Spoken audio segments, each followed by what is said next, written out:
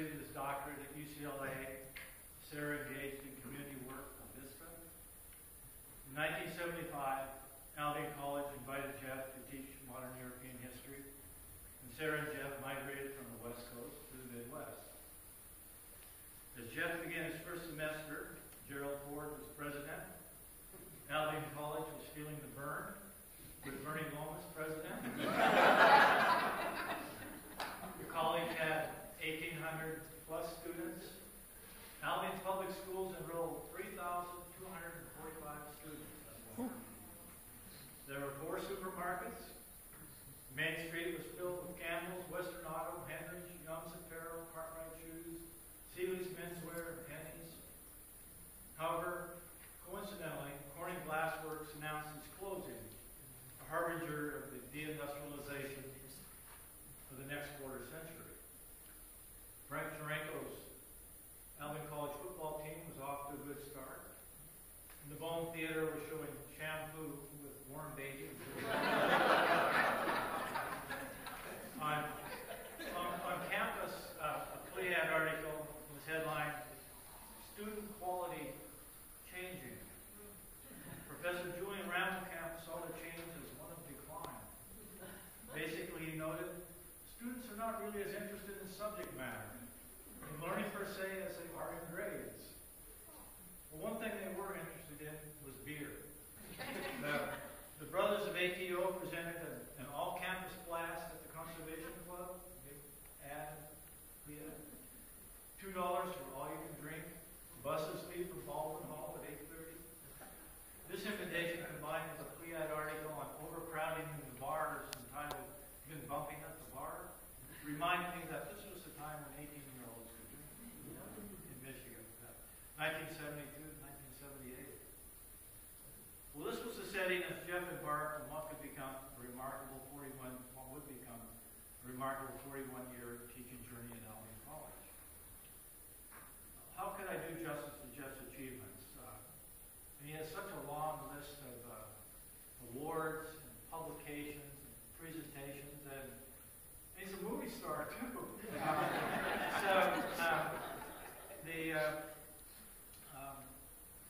My answer was to reach out to friends, colleagues, and students to reflect on their Jeffrey Cox. The response was amazing, and I want to share some of these with you, beginning with faculty colleagues. Geoff Carrier recalled his 1979 interview for an opening in biology. He met with a group of biology majors who described their expectations for faculty. When Geoff pointed out that these were indeed lofty goals, the students simply said that Dr. Cox in the history department was the embodiment of all the traits they held dear. They unanimously agreed that Geoff personified all they could hope for in a college professor. Geoff Carrier added, "My career spanned nearly 35 years at Albion College. I've watched Geoff engage students as honors director, provide leadership in a stellar department, and challenge students to examine their own souls during studies of the profound history that was Nazi Germany, and awaken in them a sense of the best and worst of our world as he led them to understand the depravity of the Holocaust." On a lighter note, Geoff Carrier wanted to take this opportunity to publicly apologize to Geoff for our basketball collision that netted him 5 stitches. And Geoff Carrier, I only ask that you remember that it was I who took you to the emergency room. Gene Klein's memories are also rich and varied. Gene wrote, "When I directed Prentice M. Brown, I would often get an earful from honor students about their honors seminars. However, they could never get enough of Geoff. Geoff is one of the most naturally gifted teachers I have encountered. The impressions he makes on students are humanizing, sophisticated, and enduring." Gene also knows all about Geoff's legendary basketball career, which I might add included a 3-on-3 game in Kresge Gym yesterday. Gene concluded, "I remember when Psychotherapy in the Third Reich came out and became well known. Geoff commented that his overnight success took 20 years of hard work. Geoff's dry humor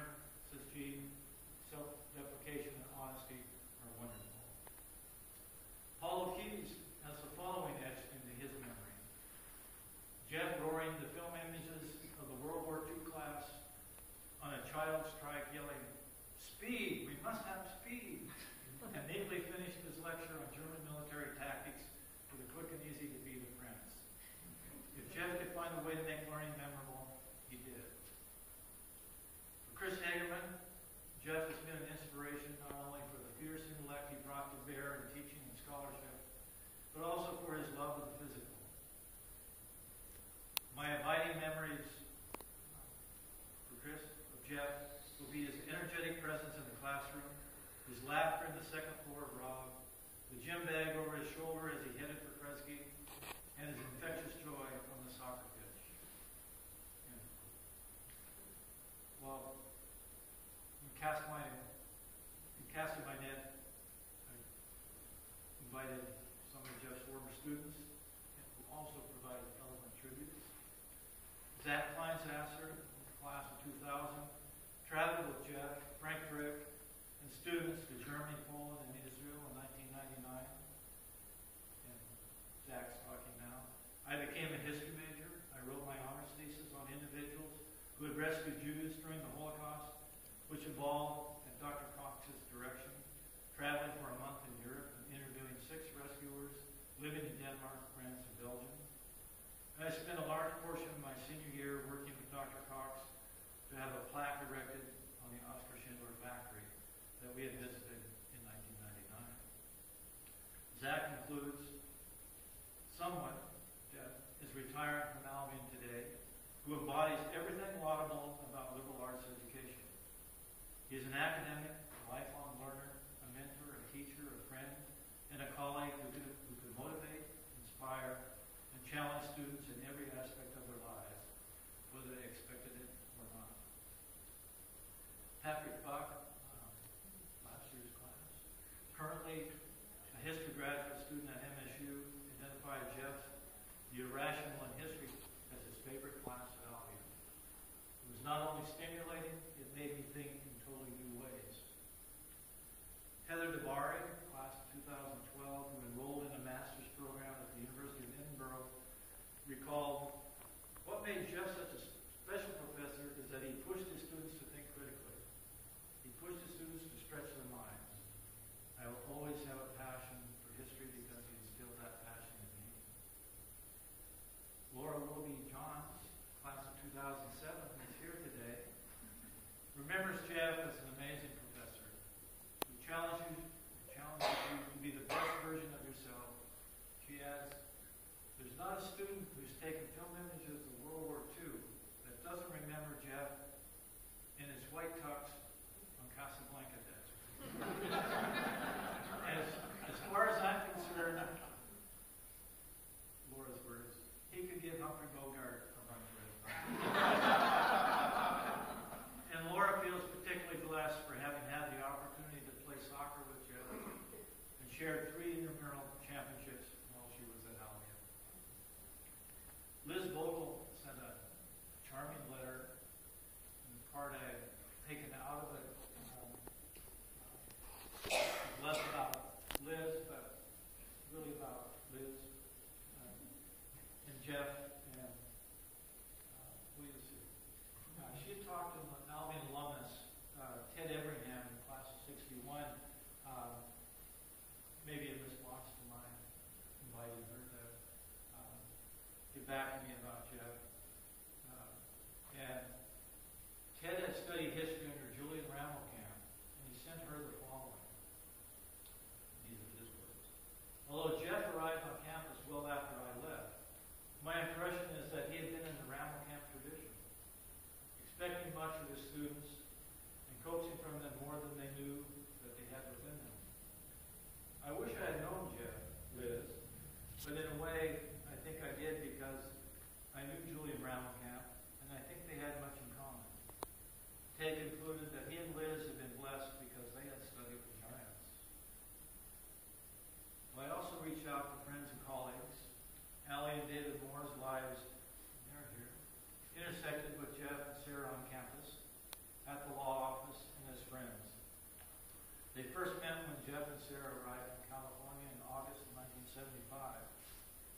Regarding their blended families, Allie and David wrote, in the decades that have passed, we've raised children from birth to adulthood, lost all our parents, and approached or reached retirement.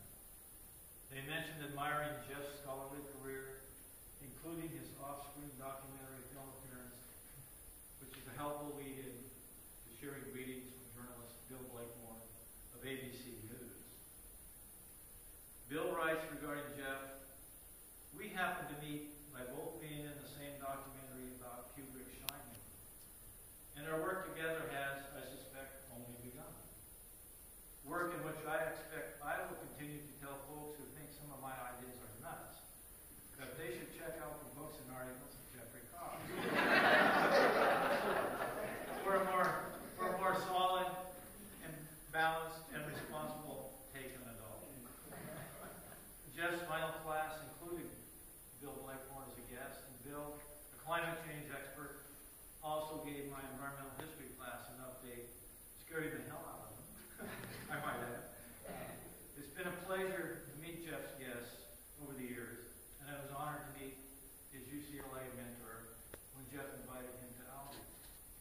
It's also an honor to conclude my selection of letters with one from the mentor, Peter Lowenberg, UCLA Emeritus Professor. Hot off the press, this letter, literally dated today. Peter writes, "So Geoff is retiring. Hard to believe for a man so vital and creative. And I do not believe it. Geoff will continue to explore and shape modern European and German history with his nuanced focus on health, medicine, ideology, film, and institutions. Geoff's research on the social history of illness in Nazi Germany has decisively redefined our understanding of the social dynamics of Nazi Germany. Geoff takes us into the living hell of experimentation on humans in Nazi science." End of quote. Well, in these times, we need history more than ever. History matters, and Geoff's contributions have reminded us of history's central place in the liberal arts. Geoff and Sarah are headed for Carmel by the sea in California. Bill Blakemore sent this wish: "May you and your wonderful Sarah have a ball out west." And that's the west, of course. Monterey Bay with its lone cypress, monarch butterflies, Steinbeck's Cannery Row, and tour the home of poet Robinson Jeffers, near Big Sur, Point Lobos. And if you want to walk on the wild side, Santa Cruz is nearby. Perhaps you can get Clint Eastwood to do Donald Trump's Republican convention what he did for